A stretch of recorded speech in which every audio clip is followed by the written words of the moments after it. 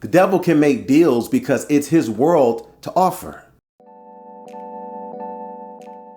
Grace and peace, everybody. Welcome to Sabbath School Study Group. This is part 3 of our 5-part series looking at the temporary ruler of this world. Notice the word temporary, but the reality of ruler of this world. That's what the Bible says. But before we go there, we want to thank you for watching. We appreciate you subscribing to the channel, hitting that like button, leave a comment or a question. We love to go back to the word and help out in any way to clarify. But beyond that, go to the website too if you want. That's at changeministry.org. You're going to see this video and hundreds more studies. And then beyond that, we love to come to your church, your school, or your group. Whether it's a week of prayer, spring is coming up, whether it's a spring revival or a day that you want to spend to really encourage the saints. Let us know with an email, contact@changeministry.org. We don't do social media, but we need you to be social. We'd love to come where you are. Knowing where we stand and knowing, on whose property you are, it will dictate how you carry yourself, right? When I know that I'm at the mall, when I know I'm at the library, we act differently than we do at home, at work, or even if we're at school.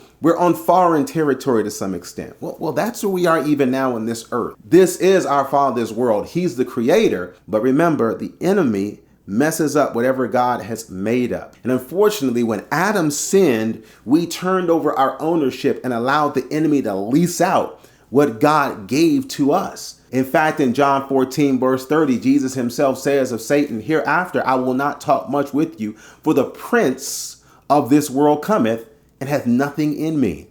Jesus describes Satan as the prince of this world. There is a measure of authority and leadership that he has on a legal basis because of what we gave. Because of what Adam gave up in the garden, he now has the right to roam this world as a type of victor, as a type of prince, even though Jesus is King of Kings and Lord of Lords. Now, if Jesus says this, it's why we can go to 2 Corinthians chapter 4, verse 4 to find even further testimony when Paul says, "In whom the God of this world hath blinded the minds of them which believe not, lest the light of the glorious gospel of Christ, who is the image of God, should shine unto them."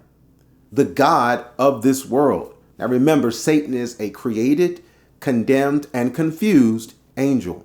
He was created by God. So he is not a God in the sense that God alone is God. But in this world, because of where we put our faith and our focus, he's worshiped. He is made into a God. And notice how he's contrasted to the light of the true light of the Son of God. He is worshiped. And what we continue to give in our deception and letting him work as God of this world.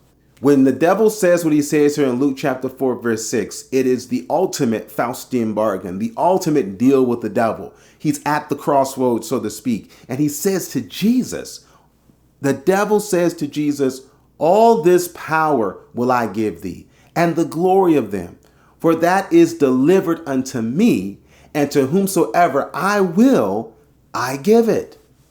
Brothers and sisters, this is like the original conspiracy theory buster. People always talk about or think about, well, is that person sold out? Has that person made a deal with the devil? He tried to pitch Jesus. He tried to give the world to Jesus. Jesus says, "I'm not going to get it through deception. I'm going to give it through death. I'm going to die for this world so that in dying for this world, I get the legal right now. I have the opportunity to buy back what you stole from us." When we look now at what the offer is, Jesus never denies him. He never calls him a liar. He simply says, "I don't want it," because it is what the devil had to offer.